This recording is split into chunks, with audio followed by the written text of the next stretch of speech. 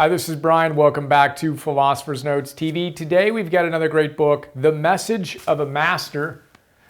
The Message of a Master by John McDonald. This is an old school classic, 1923, quick reading, inspiring fable. Mark Allen, who's the publisher and owner of New World Library, tells the story of how he found this book. A guy driving a truck delivering books to New World Library said, "Hey, you got to check out this book. It's amazing." Went out of print. This is in 1990 or something like that this conversation occurred. And Mark couldn't figure out who this guy was. And we still don't know a lot about John McDonald, but must have been an amazing guy because this book is fantastic, packed with wisdom. And he republished it, and here we are. And here we are, Philosopher's Note, bunch of big ideas. We're going to look at 5 of my favorite ones now. First big idea, the mental house. The mental house. So John McDonald tells us the story of this master, a mysterious guy who offers these tips such that we can achieve whatever we want to achieve in our lives. And the first step is to clean up our mental house. And he uses a great metaphor. He says, imagine this house and you approach it from the outside and it looks awesome. Beautiful house, looks pretty good on the outside. You open the front door and what do you see? You see a mess. You see all kinds of extra furniture, thousands of pieces of extra things, from furniture to just pictures everywhere, maybe old magazines and newspapers, all this stuff cluttering this house. And he says, look, most of us are like that. That's what our minds look like. It's just a mess. And the first thing we need to do is declutter our mental house. And what's cool is that when you imagine decluttering a really messy house as a metaphor for our minds, it actually mirrors what neuroscientists say. So neuroscientists tell us that when you declutter, you're basically pruning connections. So neural pathways are constantly either being reinforced or pruned, removed. What fires together wires together. When you do certain things again and again and again, you create new neural pathways. But if you stop doing those things, it's like decluttering and you prune those pathways so they don't become as likely a habitual response. And you sprout, this is actually the word they use, you sprout new neural pathways, new connections, new neuronal highways on which your life can travel. So that's the first step and the first big idea. Clean out your mental house, declutter, get rid of all the stuff that just isn't serving you. All the thoughts and behaviors you do repetitively that just aren't optimal, prune them and start sprouting new ones.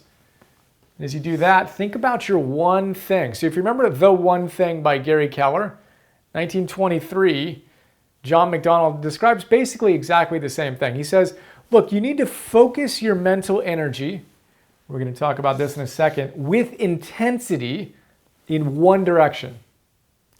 If you're constantly going after a ton of things, you're not going to get anything done. So Gary Keller shares the Russian proverb, if you chase 2 rabbits, you'll catch none. And John McDonald says the same thing. We have a million different thoughts scattered and diffused. And what we need to do is focus our mental energy on one thing. Not 100 things, on one thing. And then align our lives in pursuit of that one thing. Big idea. Supported by the next big idea, sustained intensity. So you've identified what's important to you. You let go of the trivial many. That's a process in itself. If you don't know, then make your one thing be discovering your one thing. And turn off all the distractions and put a certain amount of energy, meaning a lot, into figuring that out. So now as you figure out your one thing, you want to have sustained intensity. McDonald makes a distinction between intensity versus tension. Very different things. You want to be intense, but you don't want to be tense. The primary difference is intensity is putting your mental power in a focused manner.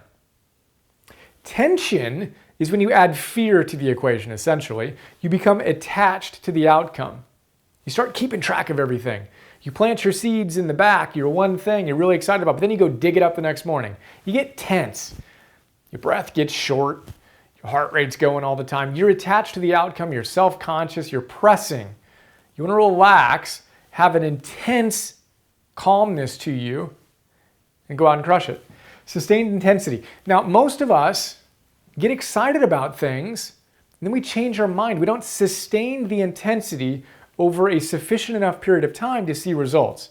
Whether that's habits or goals, we can have a New Year's resolution of, I'm going to do this every day. I'm going to meditate every day. And we're fired up about it for a day or two or three or four. It gets a little hard and we give up. We don't sustain intensity. I'm going to create a business that does X, Y, and Z. We get excited about it, we send a few emails, we draft a plan, we get going, it gets a little hard, and we stop doing it. We don't sustain the intensity. Think of it as deciding you're going to go on a road trip. You live in LA, you're going to go on a little road trip to San Francisco. Hop in your car, you get some gas, you start driving, you're about an hour into it, and you're kind of overthinking, and you're like, well, do I really want to go to San Francisco? It's a long drive, I got a long ways to go, I'm getting a little uncomfortable, it's foggy up there this time of the year, blah, blah, blah, blah, blah, blah, blah, blah, blah, blah, blah, blah, paralyzing blah. Right? Overthinking. And you decide, no, I'd actually rather go to San Diego. San Diego is amazing this time of year. I'm going to go there. And you get off on the off-ramp, you cruise back on, and instead of going north to San Francisco, now you're going south to San Diego. You do that for a couple hours. You go by your house, you wave, okay, you're going through LA, now you're going to San Diego, and you change your mind again. You don't have sustained intensity in the direction of where you want to go. You're constantly changing your mind, and you have 100 things going on, not one. Now that example is obviously absurd, but we do that a lot. Check in and see if you have done that, and if you have a habit of doing that, and discipline yourself to make a choice, to decide, cut off other options. It's what the mature human being does. We realize we can't do everything, but I'm going to choose to do this, and I'm going to stick to it until it gets done. That is the third big idea. The fourth one is related. Seeds. I love coming back to the metaphor of planting a seed in a garden and then the next morning going out and digging it up and seeing if it sprouted yet. Again, it's insane, but that's how we approach so much of our lives. So those habits that we need to create, give them time. And the goals we're pursuing, give them time.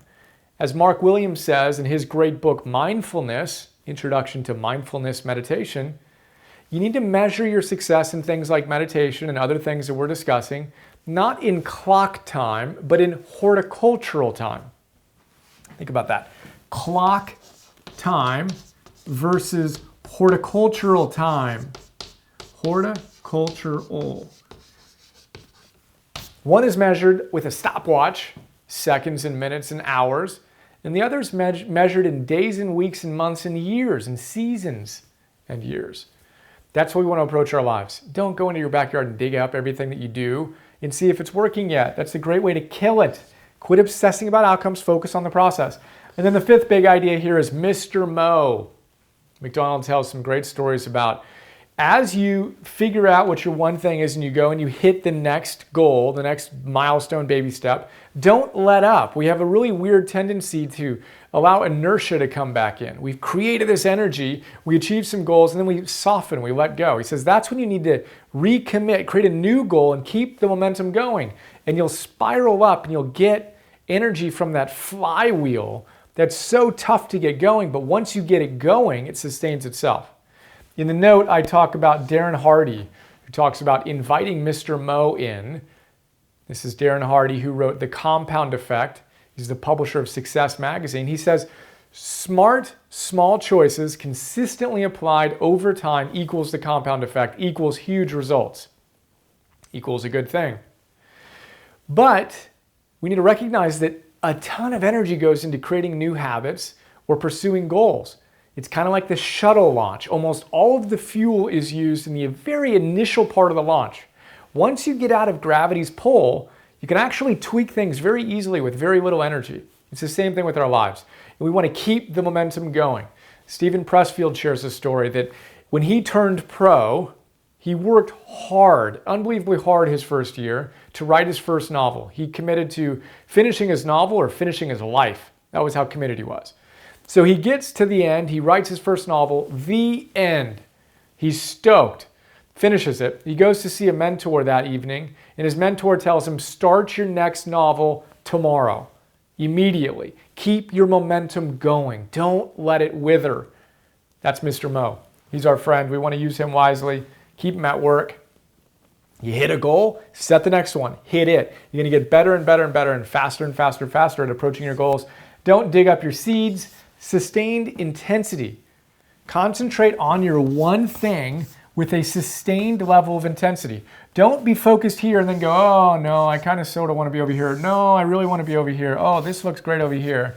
Not going to get anywhere. Diffusion doesn't help. Concentrate your energy and then clean up your mental house. Prune and sprout and clean up all that muck and nonsense and old magazines and extra furniture. Give yourself some mental space by creating more optimal, awesome thoughts and behaviors and all that good stuff.